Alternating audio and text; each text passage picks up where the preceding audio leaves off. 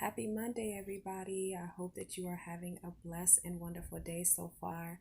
It's kind of dark in my room. I got the blind up and it's snowing.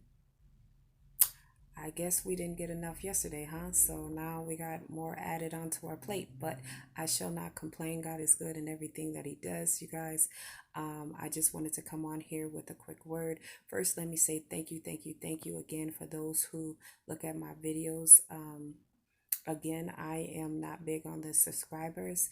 Not that I don't welcome the subscribers. I welcome you. I welcome you. I welcome you. I'm more big on just sharing my video. If you watch my video and you feel like it's a blessing to you and it can be a blessing to others, please share it. We are in a movement right now. God is raising up Queen Esther's in this land, and I believe that we have to all join together as one voice to Him to break the yokes and bondage and strongholds that's on the lives of our prodigals. So I just came on here really quick to give this word. I am going to be looking down. Yes, I wrote things down again. I'm going to be looking down and just bear with me and thank you again for listening. So I'm coming out of Matthew 14, verse 22 through 33, 22 through 33. And this is of Peter, and I use him to demonstrate how he got to walk with God physically, to touch Him, to look at Him up close, to hear the gospel come straight from His mouth. He got to witness miracles being done, and even with all he saw, when Jesus was walking on water toward the boat, a fear came over Peter and the disciples. They thought Jesus was a ghost. So Jesus told them, "Take courage, it is I, do not be afraid." Peter said, "If it's you, Lord, tell me to come to you on the water." Jesus said, "Of course, come." Peter was bold in faith for that moment because he got out the boat with his eyes on Jesus and proceeded to walk toward Jesus. But as he was walking, he started to look around him at the storm. And because he did, he began to sink, crying out to the Lord. And the Lord reached out His hand and said, "You of little faith, why did you doubt?" This is exactly how we are sometimes standing for our marriages.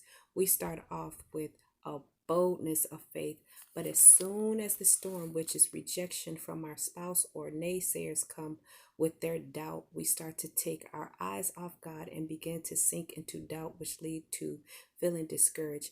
I come to tell you what the Lord led me to today, and that's Isaiah 43, verse 18 through 19. Forget the former things. Do not dwell in the past. See, I am doing a new thing. Now it springs up. Do you not perceive it? I am making a way in the wilderness and streams in the wasteland. The Lord do not want us to focus on how things were and what we could have done differently. He want our focus to be on what He is doing now. He want us to stay encouraged because He hear our hearts crying out for what's right. Just as Peter wavered in his faith, that will happen. The Lord just don't want us to give up. He doing a new thing in an old situation. And this is why I said previously that a second marriage is coming forth from the first one with the same people. That's us and our spouses. Be encouraged on today. Fast and pray unto the Lord. Trust Him even when it don't make sense or you can't see it, because God usually do His greatest work by our lack of understanding of what He's doing. And just remember too, as I said previously, even when it feel like God is not up to something, He really is up to something. Remember, the binding commitment of marriage does not depend upon human wills or what any individual does or does not do, but rather upon God's original design and purpose for marriage. Hosea 3, verse 1 through 3. Again, don't give up, don't give way. Don't allow the different things that you see discourage you from the promises of God. The promises of God is written in His word. Don't go off of what your spouse is doing towards you, because again, as I said, your spouse is not being your spouse right now. Your spouse is in a dark place, and it is going to take your diligence of praying and fasting that is going to bring them out. If we only have to have a seed, as I said before, of have a seed of a mustard seed of faith. And the Lord saying, there's power in our faith. Just think of how big that really is to the kingdom of heaven. Continue to keep striving. Just know that you are not by yourself. There is a community of people who is standing in the gap and interceding on the behalf of their prodigals. Know that I am one of them. As I said, I'm going to be as realistic and real and transparent as possible. Some days I feel encouraged. Some days I may feel like, oh, Lord, when is this going to end? But at the same token, I give him all the glory and give him the praise. And I have learned that even in the times of discouragement, thank him. Continue to thank him. Thank him for everything. Because guess what? When you're thanking him for everything, even in the midst of your discouragement, it is building up your faith in him. And that's what he's looking for. Remember, it's virtually impossible to please him without faith. And we have a Father again that can do all things. Not some things, maybe things, but all things. Everything works for the good of us.